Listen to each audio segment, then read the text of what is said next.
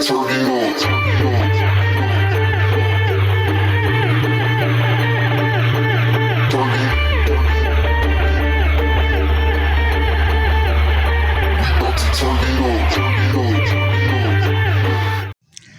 वालेकुम। Numerical computing के दूसरे वीडियो में आप लोगों का खुशामदीद है। आज जो हमारा टॉपिक है वो है फॉरवर्ड इंटरपोलेशन। न्यूमेरिकल कंप्यूटिंग में फॉरवर्ड इंटरपोलेशन कैसे निकाली जाती है ये आज हम सीखेंगे। तो स्टार्ट करते हैं। फ़र्स्ट ऑफ़ ऑल हमारे पास ये क्वेश्चन है जो कि फॉरवर्ड इंटरपोलेशन का है।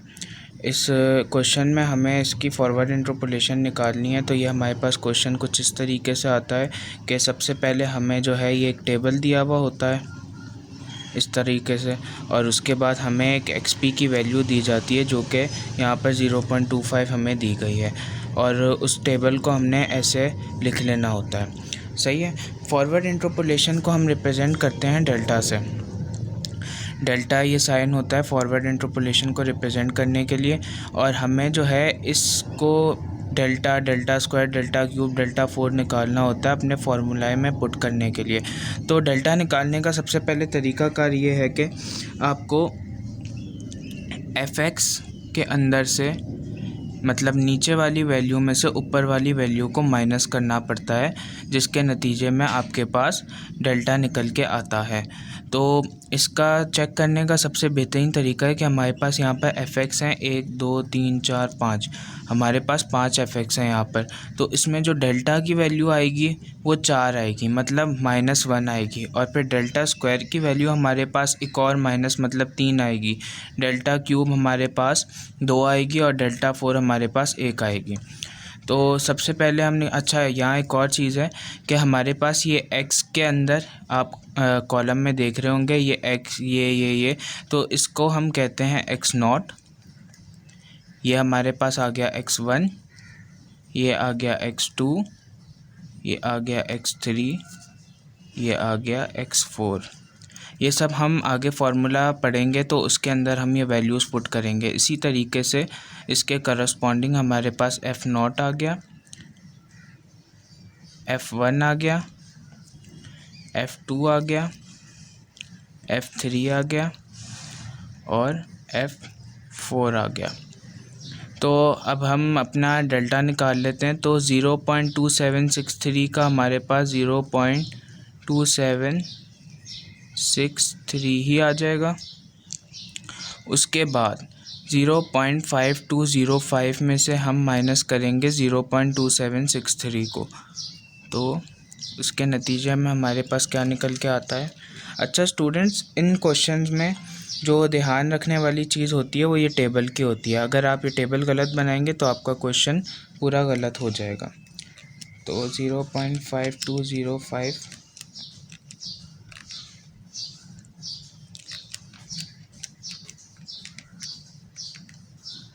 0.2442 हमारे पास इसका निकल के आ रहा है डिफरेंस। 0.5205 में से अगर हम 0.2763 माइनस करेंगे तो हमारे पास 0.2442 निकल के आएगा। तो इसके लिए हमारे पास 0.2442, उसके बाद 0.7110 को अगर हम माइनस करेंगे 0.5205 में से तो हमारे पास आएगा निकल के 0.7112 माइनस 0.5205। तो इसका डिफरेंस हमारे पास निकल के आ रहा है 0.1907। नीचे वाली वैल्यू में से हमेशा ऊपर वाली वैल्यू माइनस होगी। 0.1907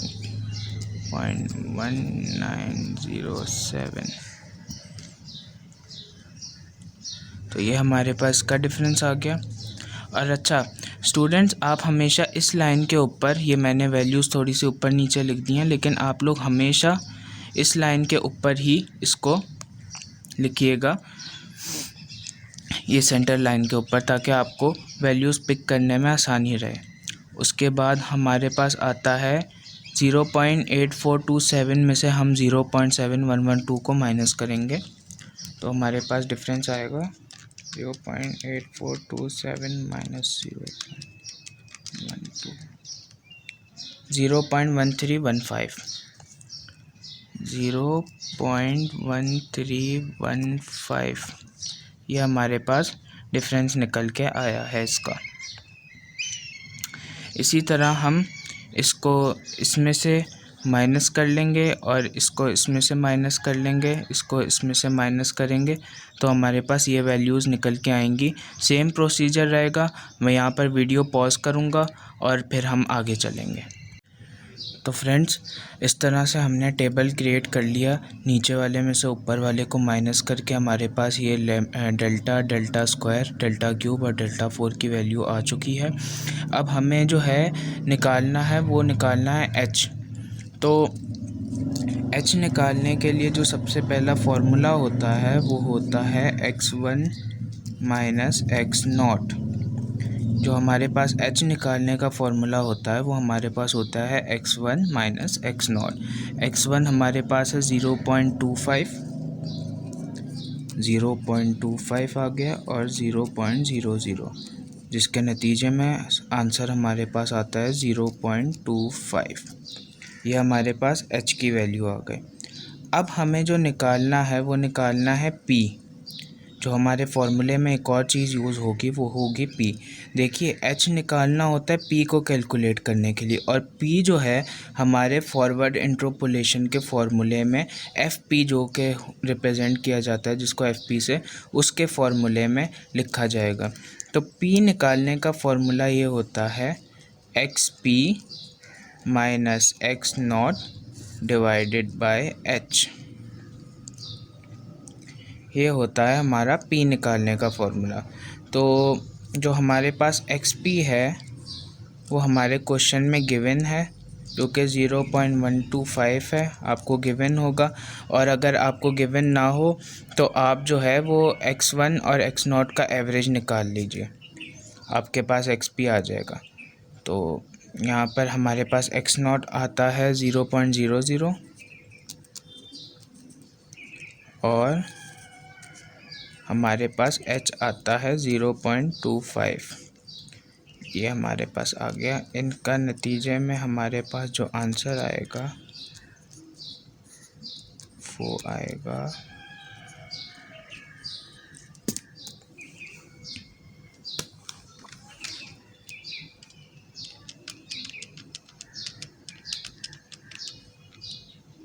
0.5 हमारे पास आता है P। तो यहाँ तक का काम हमने कर लिया। अब इसके आगे से कैलकुलेशन होगी फॉरवर्ड इंटरपोलेशन की। तो फ्रेंड्स, ये आता है हमारे पास फॉरवर्ड इंटरपोलेशन का फॉर्मूला, जो कि है f0 plus p into delta, जो कि हमने कैलकुलेट किया था। उसके बाद plus p into p minus 1 2 factorial multiply by delta square, plus p into p minus 1 p minus 2 upon 3 factorial delta cube, plus p into p minus 1 p minus 2 p minus 3 divided by 4 factorial into delta 4। तो सबसे पहले हमारे पास f0 आता है, जो कि हमने यहाँ से देखा है। f0 हमारे पास होगा 0.00, जो कि हमारे इस टेबल में आता है 0.00 प्लस हमारे पास जो p आएगा वो होगा 0.5। उसके बाद हमारे पास जो डेल्टा आएगा वो क्या आएगा? जो डेल्टा होगा फॉरवर्ड इंटरपोलेशन में, वो हमेशा हर कॉलम का पहला डेल्टा देखा जाएगा। आई रिपीट, फॉरवर्ड इंटरपोलेशन के अंदर delta, delta square, delta cube, delta 4 के कॉलम्स में जो भी हम वैल्यूज़ देखेंगे वो पहली वैल्यूज़ ही होंगी। मतलब ये हुआ इस बात का कि ये हमारे पास डेल्टा का कॉलम है, ये डेल्टा स्क्वायर का कॉलम है, ये डेल्टा क्यूब का कॉलम है, ये डेल्टा 4 का कॉलम है। तो इनमें हमारे पास ये वैल्यूज़ जो होंगी वही हमारे पास हम फॉरवर्ड इंटरपोलेशन के फॉर्मूला में यूज़ करेंगे। जो कि डेल्टा की वैल्यू आ रही है 0.2763। तो हम इसमें 0.2 प्लस पी की वैल्यू हमारे पास अगेन क्या आई 0.5 जो कि हमने कैलकुलेट की थी, into p-1 divided by 2 factorial into delta square. अब हमारे पास डेल्टा स्क्वायर की क्या वैल्यू आ रही है? डेल्टा स्क्वायर की वैल्यू हमारे पास आ रही है -0.0321। तो इसको हम डाल देंगे इसमें, -0.0321 प्लस हमारे पास p की value I 0.5 into 0.5 minus 1 into 0.5 minus 2 divided by 3 factorial into delta cube की वैल्यू क्या आई हमारे पास? डेल्टा क्यूब की वैल्यू आई -0.0214। तो हम इसको यहाँ पर लिख देंगे,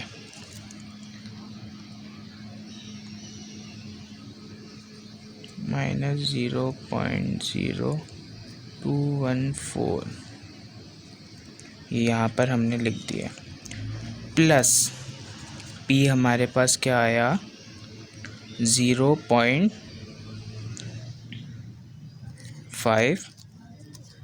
into 0.5 minus 1 means p minus 1, 0.5 minus 2, 0.5 minus 3 divided by 4 factorial into P4 की वैल्यू हमारे पास क्या आई 0.0157 जो कि a की वैल्यू है, तो हम इसको a की लिख देंगे, 0.0157। ये हमारे पास p की वैल्यू आएगी। अब इसकी सिंपल कैलकुलेशन होगी, सिंपली 0.00 है, f0 की वैल्यू तो हम इसको लिखेंगे ही नहीं क्योंकि ये तो ज़ीरो ही है। उसके बाद 0.5 इंटू 0.2763 क्या आ रहा है, इंटू 0.13815, 0.13815 प्लस हमारे पास 0.05 इंटू, सबसे पहले 0.5 माइनस 1 करेंगे हम, 0.5 माइनस 1 माइनस 0.5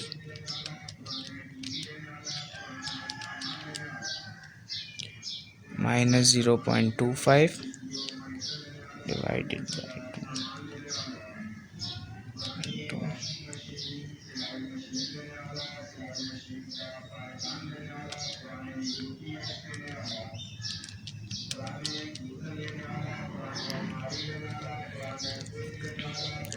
हमारे पास यहाँ पर आ रहा है 0.004 इस टर्म का आंसर। इसमें हमने किया क्या, 0.5 को 0.5 माइनस 1 से कैलकुलेट करवा दिया। एक सेकेंड, बिल्कुल, हमने इसमें 0.5 को 0.5 माइनस 1 से मल्टीप्लाई करवा दिया और 2 फैक्टोरियल मीन्स जो हमारे पास 2 होता है उससे पहले जितने भी नंबर होंगे 2 factorial is equals to 1 multiply by 2। इसी तरह हमारे पास 3 फैक्टोरियल आता है 1 2 3 मतलब 6, 3 फैक्टोरियल का आंसर हमारे पास 6 आता है।